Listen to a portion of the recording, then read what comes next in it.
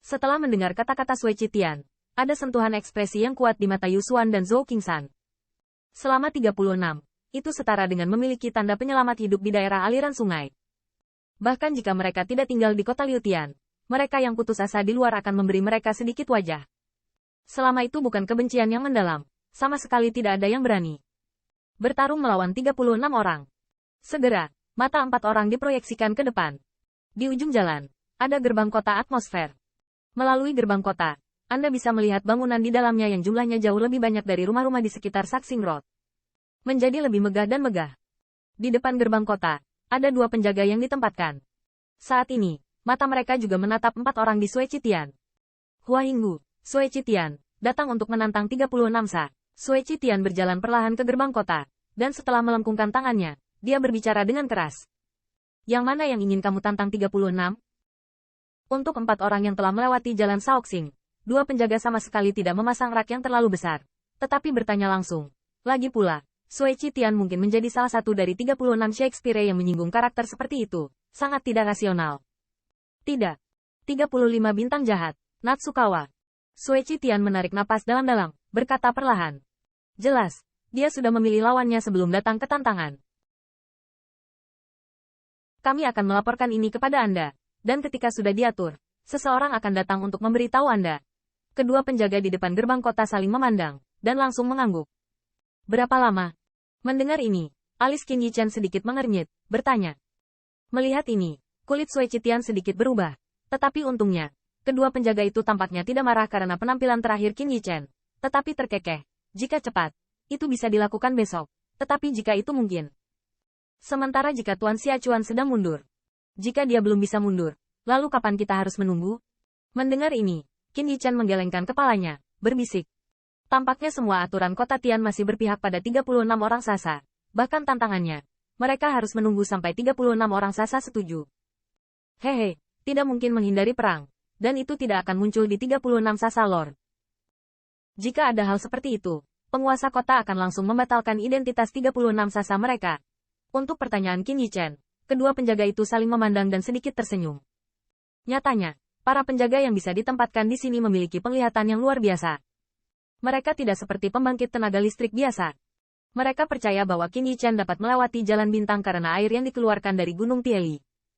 Mereka merasa sangat jelas bahwa mereka bisa mencapai di sini. Junior ini mengandalkan kekuatannya sendiri. Oleh karena itu, mereka begitu sabar menghadapi keraguan Qin Yichen. Ini adalah perintah tantanganmu. Sementara kamu menunggu, kamu bisa tinggal di kota Liutian untuk sementara. Kemudian, seorang penjaga keamanan mengeluarkan 4 token perak dan menyerahkannya kepada Sui Qitian, kata. Terima kasih banyak. Bloodpool Days mengambil token tersebut, lalu menyerahkan token yang didapat saat memasuki gerbang kota kepada penjaga, kata. Melihat pemandangan ini, Qin Yichen juga merasa lega. Dia awalnya khawatir bahwa matahari terbenam akan diusir dari aliran kota Tian, tetapi sekarang tampaknya kekhawatiran ini jelas tidak diperlukan. Beberapa orang, harap tunggu di kota dulu. Ketika saatnya tiba, kami akan memberitahu Anda. Setelah mengeluarkan token besi hitam di tangan keempat orang itu, kedua penjaga itu menangkup satu kepalan tangan di tangan lainnya. Mendengar ini, Sui Qitian juga mengangguk, lalu melihat ke arah 3 orang Qin Yichen dan berjalan perlahan di sepanjang Saxing Road. Kota Liu hari ini, meskipun arus orang masih banyak, tetapi dibandingkan dengan ketika mereka memasuki hari-hari genangan darah, itu jelas jauh lebih sedikit. Meskipun masih lama sebelum matahari terbenam, sebagian besar pembangkit tenaga listrik mungkin sama sekali tidak berencana untuk bermalam di luar kota Liutian. Mereka juga perlu memperhitungkan waktu kepulangan mereka. Oleh karena itu, banyak pembangkit tenaga listrik pergi lebih awal. Kota Tian. Ayo pergi ke tempat tinggal sementara dulu. Setelah keluar dari Saxing Road, Sui Qitian tidak memperhatikan mata aneh di sekitarnya. Dia tersenyum pada 3 orang di Qin Yichen, dan kemudian berjalan menyusuri sungai ke kedalaman. Qin Yichen sedikit mengangguk, mengikutinya. Tatapannya menyapu 4 tempat. Hatinya diam-diam berbisik. Aliran kota Tian ini benar-benar ikan dan naga yang bercampur menjadi satu. Sepertinya tidak ada yang bisa dianggap enteng. Sekelompok 4 orang bola-balik di sekitar kota selama sekitar seperempat jam, dan akhirnya tiba di kediaman sementara yang dirujuk oleh Sui Qitian. Ini adalah rumah bangsawan yang sangat luas, dengan gedung-gedung tinggi berdiri di dalamnya, dan banyak siluet masuk dan keluar di pintu manor. Jelas bahwa nafas yang kuat dan meresap dari setiap siluet membuat Qin Yichen terlihat sedikit. Kecuali untuk penantang seperti kita, semua orang yang bisa tinggal di sini memiliki kekuatan sihir yang sangat besar.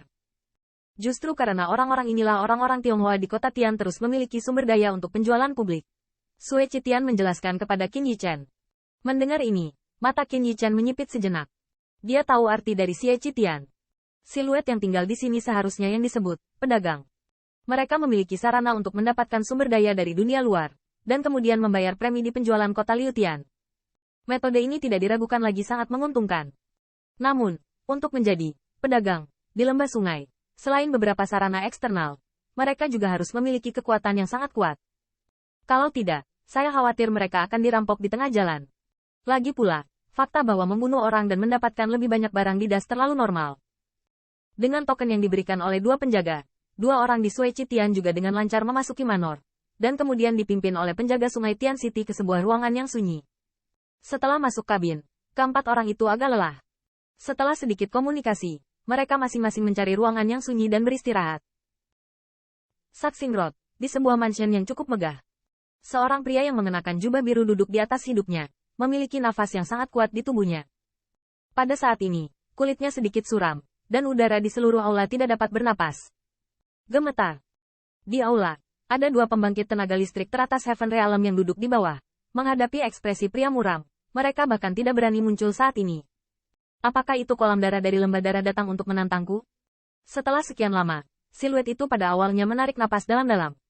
Ini adalah informasi yang saya dapatkan dengan banyak uang, sama sekali tidak salah. Mendengar ini, pembangkit tenaga listrik teratas Heaven Realm mengangguk di kiri bawahnya, berkata, "Ini menarik. Tampaknya setelah kehilangan seorang anggota jenderal, seseorang telah menganggapku sebagai kesemek yang lembut." Mendengar ini, ada tatapan marah di mata siluet itu, berkata dengan dingin.